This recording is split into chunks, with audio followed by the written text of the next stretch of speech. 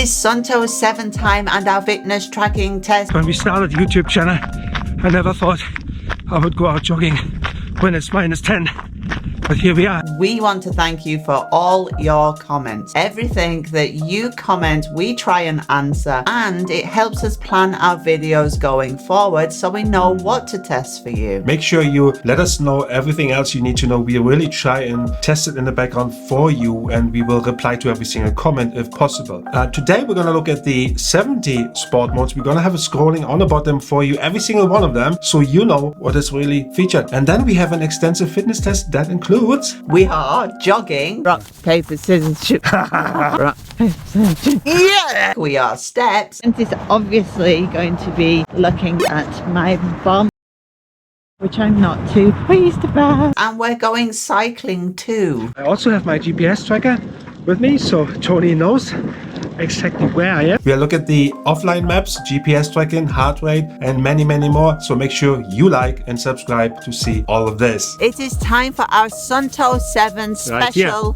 fitness test. It's your turn today. You go jogging. No, never, ever in a million years. And rock, paper, scissors. Okay, let's go.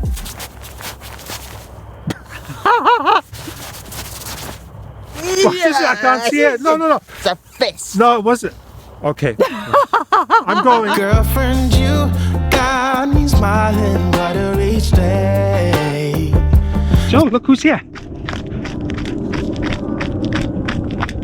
When I look at both watches, and I put the Galaxy Active 2 on just to have some sort of comparison, right? But I think the Suunto gives me a more accurate reading. Heart rate is 160, seems a bit high for the Galaxy. But the Suunto tells me 148, 146. That's more in line with what I really feel like. I have a GPS tracker with me. So I'm tracking Jens. He must have taken a break because he's now at 0 kilometers per hour. So we'll see if that also holds up, and we're gonna check the offline maps in a second. This is the GPS map, and I've chosen an outdoor running map, just a basic simple map, and you can really customize that to your heat maps. So the size really comes in handy now because you can see where I've been and where I'm going as well. We had a couple of questions about the offline maps capabilities, and can you navigate when you are using the offline maps? And the answer is yes and no. You can navigate, but you cannot have the turn-by-turn navigation you are used to either in your car or in Google Maps. You have to go to Google Maps in order to get that. But you can zoom in and out your map, and you can basically see where you are in the world. And that's really helpful should you ever get lost. And then you can navigate your way out of your situation using the maps, the offline maps. There's one thing you need to know. You have to download the offline maps before you go out, and you need to have your watch on a charger in order to do so. And you obviously need an internet connection to do that. When we started the YouTube channel, I never thought I would go out jogging when it's -10. But here we are. And the blue spot, which is Jens, is moving away from the red spot. I'll track him a little bit, and while he's not here, I've got all this woods to myself and a little bit of a, for all you British people out there, a little bit Stig of the Dump kind of area. He's coming. See him here somewhere? Oh, there, the little black thing there. So how far do you think you went? The Suunto 7 shows me 2.2 kilometers. The Under Armour Active 2 told me it's 2 kilometers. And I did buy a GPS tracker, and that's the reason why you could see me moving really fast earlier. The blue dot in Google Maps went really like Roadrunner. But we're gonna really see what the accuracy is like at home when we download all the data and compare them. And but so far, because the heart rate alone on the Suunto 7 was more in line with how I feel, the Active 2 showed me like I have 175, and I don't think that is true though. The highest rate I had on the Suunto 7 was 148, and that was more in line with being unfit. And my final question, how much information did you get out? A lot of information, actually really good information. You have the altitude, you have the pace, you have the cadence, you have laps, heart rate zones, the calories, and it shows you little graphs as well, and that's pretty cool actually. I really like it. All in one view. Descent, steps, it's all in one view. The one good thing on here on the Suunto 7 also, it shows me my recovery time. It shows me 4 hours from a 2.2 kilometers run, and that's probably in line and how I feel. And I bet you're gonna have to serve me a tea and some cake later on, or maybe something healthy. So the 4 external buttons on the Suunto 7, 2 of them are customizable. The top left hand is not customizable, that's Wear OS. Top right hand is Sport mode, but the middle and the bottom can be customized, and you have? I have customized the middle button for Google Fit just to give me another sport activity button, and then the bottom one, the bottom right one, I have customized to music. Do you remember the steps from the Active 2 video? Oh yeah, we know exactly how many steps there are. We're going to revisit the step count on the Suunto 7 once you are finished. That's my job. So we're on. Let's do it.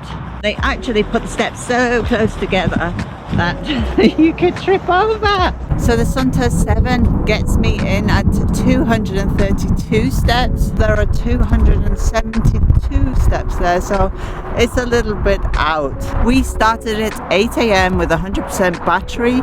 Jens has been jogging in the woods. It's 10:30 now and we have 77%. So we've lost 23% along the way. That's my part of the fitness tracking. But Jens, look at him at the back. Take your time, love. My heart rate is apparently 135. I actually don't believe it because it's more than on the way up. This Suunto 7 on the way up counted 232 steps. On the way down it counted 187, but the real true count is 272. So there's something a little bit off with steps. Ha ha ha, go on, let's give it a go. Okay. Rock, paper, scissors, shoot. Rock, paper, scissors, shoot. Ah, who's that now? That's me, but I'm not going. A day of exercise. I've got my Suunto 7, my Under Armour watch here.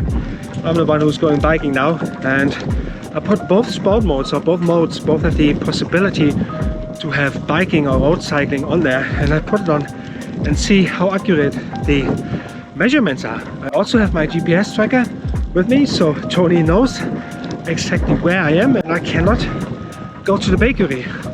She would otherwise know, wouldn't she?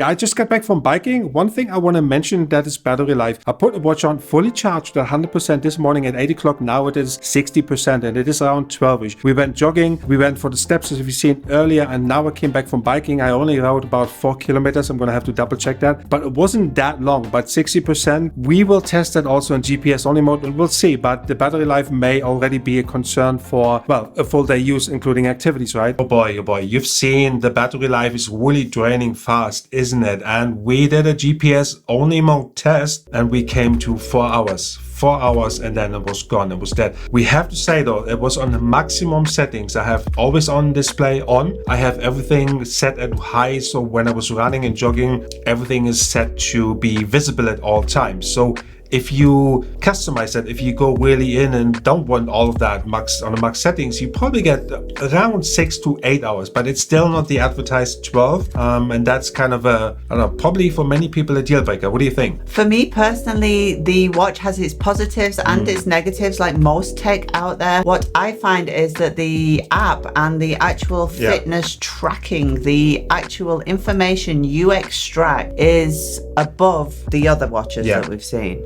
And I find the app super comprehensive. We have the app installed on the Pixel 4 just to give that Google Wear as a full experience, really. And you have the GPS tracking on here. You have everything really on here, the heart rate, the altitude, everything you see on the watch and everything we featured earlier is on the map and more. The only thing you can't do is you cannot customize everything or anything in the app itself. You have to customize pretty much everything on your watch. So, and that may be also a deal breaker for people because you don't want to fiddle around all the time. And maybe you want to have some pre-settings when you go somewhere, right? But if you are a sporty type person, I do think it has its benefits. Absolutely. And again, you have to really bear in mind, who is this for? Is this really for a hardcore fitness enthusiast? Then it probably, I don't know, you probably go for another watch that has a better battery life. But if it's somebody like us or somebody who maybe wants to do some more fitness, and realistically, when we came home yesterday, we did 3 exercises, right?